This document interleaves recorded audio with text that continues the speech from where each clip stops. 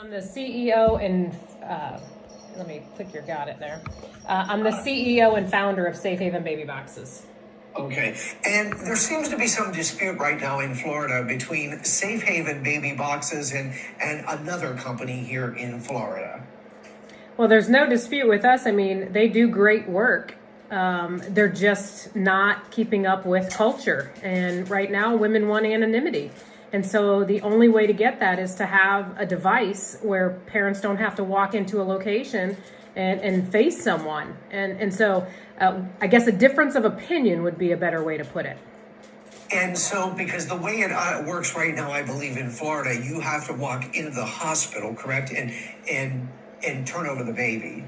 Well, it's kind of a tricky situation because there's no law in the state of Florida saying that I can put them in, but there's no law saying that I can't. So right now, I could put a baby box at a volunteer fire station if I wanted to, because there's nothing saying that I can't do that. And so allowing the legislator to kind of make regulations for us is honestly a good thing.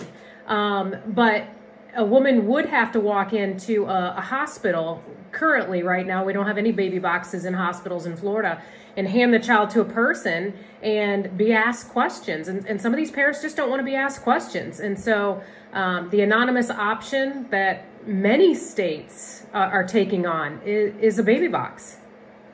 Well, as you know, here in Florida, the governor just signed a 6-week abortion ban.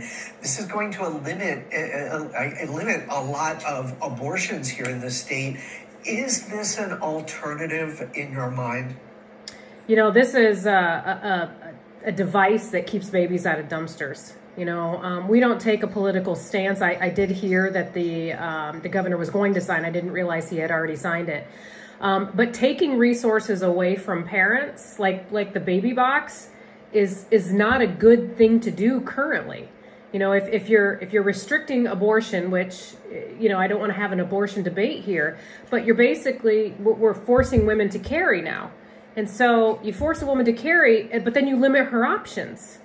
And so we need to get options for parents. And what really upsets me is when an organization goes, well, they need to walk into a fire station or a hospital so that we can assess them for medical care.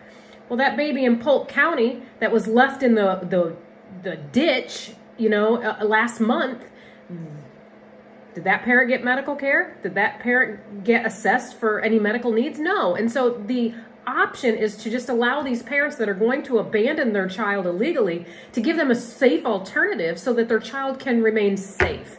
And also, we're not prosecuting these parents. You know, this parent in Polk County, if she's found, she's going to be prosecuted. But if there was a baby box there and she would have just placed that infant in that box, we wouldn't even be looking for her today.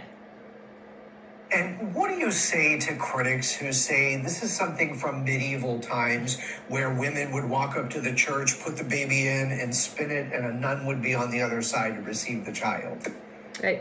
Honestly, critics, I've had those ever since I started this organization. You know, I brought baby boxes to America. This had never been done in America before, except in the Catholic churches where they were called fondling wheels. And when we got rid of those fondling wheels is when abandonments started happening across this country at a rapid rate. And so bringing them to America, of course I'm going to have critics. Of course I'm going to have people that say, what do you mean we're putting babies in boxes? That just doesn't seem right. But when the alternative is a dumpster or the alternative is a field in Polk County, wouldn't we rather a parent use a safe option so that firefighters know that baby is there and can assess this baby within 2 minutes? That's the longest, or that's the standard time a baby is in our boxes is 2 minutes. The longest time has been 4 minutes. And we don't even know how many minutes that baby was in the field in Polk County. And so for me and a lot of our supporters, we would rather see a baby placed in a loving spot in a box that calls 911 than in a field left to die. And I'm sure anything I say to you is not going to be something that you haven't heard. But when we did talk to some young women, they said for them it looked like putting a baby in an oven. But these are high tech, right? Yeah, they're actually, there's 3 alarms. They call 911. I'm announcing today, we just had another infant in our box here in Indiana, in the city of Bloomington. And so when you look at what Indiana has done. We were having 2 babies a year dumped in our state. We haven't had any since we launched baby boxes. And so we've literally turned the tide, and now we have women that are utilizing these boxes, whether they look like an oven, a microwave, whatever you want to say. These boxes are saving the lives of children. And Indiana is leading the nation in keeping babies out of dumpsters and trash cans. And it's sad that Florida, with as many Republicans that are on the House and Senate that want to protect life, can't get this right. It's sad that we're fighting over a box the state is not paying for. I want to add, this is privately funded, privately raised money. The state pays nothing. All we're doing is asking for permission, and the state can't even get that right. Great to know. How much did one of these end up costing because they're so high tech? Well, for a box to be installed in a fire station, now every fire station that we put a box in, the cost is a little bit different because the fire stations are all built differently. And they're all designed in a way where not every box is in the same location. And so installation, the alarm system, the box, the training, the billboards, you're looking at right at about $16,000, give or take a little bit. But again, we're not asking for tax dollars. We're not asking for the state to pay for anything. These are people that believe in our ministry, that want to do the program. And so I just don't see where there's an issue when we're not asking for any funds. And then, Monica, what happens to the baby after? And again, I saw your videos. When the mother places the child there, the door's shut. It looks like they have a couple of minutes to get away because they want their anonymity. What happens to the baby after that drop off? So the firefighters then are immediately notified, and they head to the baby box, pull baby from box, obviously, and do medical assessment there on scene, and then place the infant in a ambulance, take it to the closest hospital where it is then evaluated by a physician, and then placed with a forever family within 30 to 45 days. And, I was abandoned as an infant. I didn't have that luxury of being legally and lovingly and safely surrendered in a safe haven baby box. And so, 2 hours after my birth mom gave birth to me, she abandoned me. And so today I'm standing on the front lines, giving these women an option and giving these kids a safe alternative.